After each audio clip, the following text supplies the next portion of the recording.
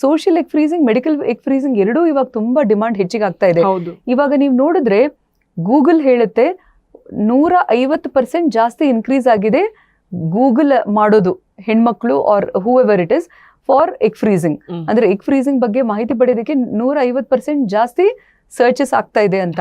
ಆದ್ರೆ fertility centre ಅಲ್ಲಿ ಇವಾಗ ಒಂದು 25% ಹೆಚ್ಚಿಗಾಗಿದೆ ಲಾಸ್ಟ್ 5 years ಅಲ್ಲಿ ಊಸೆಟ್ ವಿಟ್ರಿಫಿಕೇಶನ್ ಬರೋ ಜನ. ಅಂದ್ರೆ ಇಷ್ಟು ಜನ ನೋಡ್ತಾ ಇದಾರೆ ಎಗ್ ಫ್ರೀಸಿಂಗ್ ಬಗ್ಗೆ, ಬಟ್ ಬರ್ತಾ ಇರೋದು ಬರೀ 25% ಪೀಪಲ್. ಏನೋ ಒಂದು ಭಯ, IVF ಇಂಜೆಕ್ಷನ್ಸ್ ತಗೋಬೇಕಾಗುತ್ತೆ, IVF ಪ್ರೊಸೀಜರ್ ಮಾಡಿಸ್ಕೊಳ್ಳುವಾಗ ಏನಾದ್ರು ತೊಂದರೆ ಆಗ್ಬಿಡುತ್ತೋ ಏನೋ ಅಂತ. But it is absolutely safe. ಇವಾಗ ಎಷ್ಟು ಹೊಸ ಹೊಸ IVF ಇಂಜೆಕ್ಷನ್ಸ್ ಎಲ್ಲ ಬಂದಿದೆ ಅಂತಂದ್ರೆ, ಮೊದ್ಲು ಹೇಗಿರ್ತಿತ್ತು ಅಂದ್ರೆ ಪೀರಿಯಡ್ ಬರೋಕಿತ್ತು 1 ವಾರದ ಮುಂಚೆನೆ ಇಂಜೆಕ್ಷನ್ ಸ್ಟಾರ್ಟ್ ಆಗ್ತಾ ಇತ್ತು. ಆ ನಂತರ ಮತ್ತೆ 10-12 ದಿನ ಇಂಜೆಕ್ಷನ್ ತಗೋಬೇಕು. ಅದಾದ್ಮೇಲೆ ಅವ್ರಿಗೆ ಎಗ್ ಪಿಕಪ್ ಪ್ರೊಸೀಜರ್ನ ಮಾಡ್ಬೇಕಾಗ್ತಾ ಇತ್ತು. ಟೋಟಲ್ ಅವರು ಏನಿಲ್ಲ ಅಂದ್ರೆ 25 ದಿನ ಇಂಜೆಕ್ಷನ್ ತಗೋಬೇಕಾಗ್ತಾ ಇತ್ತು. ಬಟ್ ಇವಾಗ ಒಂದೊಂದೇ ಇಂಜೆಕ್ಷನ್ ತಗೋಬಹುದು 10 ದಿವಸಕ್ಕೆ. ಆಮೇಲೆ ಈ ಅಂಡಾಣು ರಿಲೀಸ್ ಆಗ್ಲಾರ್ದಂಗೆ ಕೆಲವೊಂದು ಮಾತ್ರೆಗಳನ್ನೇ ತಗೊಂಡು ಅದನ್ನ ತಡೆ ಹಿಡ್ಕೋಬಹುದು. ಎರಡನೇದಾಗಿ ಅತ್ಯಾಧುನಿಕವಾಗಿದ್ದು ಒಂದು ಹೊಸ ಇಂಜೆಕ್ಷನ್ ಬಂದಿದೆ. ಅದೇನು ಅಂತಂದ್ರೆ, 1 ಇಂಜೆಕ್ಷನ್ ತಗೊಂಡ್ರೆ ಅದ್ರ ಎಫೆಕ್ಟ್ 7 ದಿವಸದವರೆಗೂ ಇರುತ್ತೆ.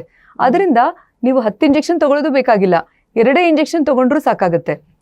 ಇನ್ನೂ ಅತ್ಯಾಧುನಿಕವಾಗಿದ್ದು ಏನು ಅಂತಂದ್ರೆ ನೀಡಲ್ಲೆಸ್ ಇಂಜೆಕ್ಷನ್ ಅಂತ ಬರ್ತಾ ಇದೆ. ಅಂದ್ರೆ ನೀಡಲ್ಲೇ ಇರೋದಿಲ್ಲ, ಸುಮ್ನೆ ಅದನ್ನ ಹಿಂಗೆ ಸ್ಕಿನ್ಗೆ ಟ್ಯಾಪ್ ಮಾಡ್ಬಿಟ್ರೆ ಅದು ಇಂಜೆಕ್ಷನ್ ಡ್ರಗ್ ಡೆಲಿವರಿ ಆಗಿ ಹೋಗ್ಬಿಡುತ್ತೆ.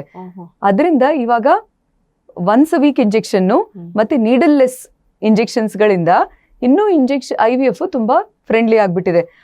ಅದರಿಂದ ಹೆದರ್ಕೊಳ್ಳೋದೇ ಬೇಕಾಗಿಲ್ಲ. ಆಮೇಲೆ we do minimum stimulation IVF ಅಂತ ಬರೀ ಟ್ಯಾಬ್ಲೆಟ್ಸ್ ಅಲ್ಲಿನೂ ನಾವು ಓವಮ್ ಪಿಕಪ್ ಮಾಡ್ತೀವಿ. ಇವಾಗ ಎಗ್ ಕೌಂಟ್ ಕಡಿಮೆ ಇತ್ತಂದ್ರೆ ನ್ಯಾಚುರಲ್ ಸೈಕಲ್ ಅಂತ ಯಾವ್ದು ಇಂಜೆಕ್ಷನ್ ಕೊಡ್ಲಾರ್ದೆ ಬರೀ ಎಗ್ ರಿಲೀಸ್ ಆಗ್ಲಾರ್ದಂಗೆ ಒಂದು ಇಂಜೆಕ್ಷನ್ ಮತ್ತೆ ಎಗ್ ಮೆಚ್ಯೂರ್ ಆಗೋದಕ್ಕೆ ಒಂದು ಇಂಜೆಕ್ಷನ್, ಒಂದು 3 ರಿಂದ 4 ಇಂಜೆಕ್ಷನ್ ಅಷ್ಟೇ ಕೊಟ್ಬಿಟ್ಟು ಕೂಡ ನಾವು ಎಗ್ ಪಿಕಪ್ ಮಾಡ್ಕೊಂತಿದ್ದೀವಿ ಈಗ.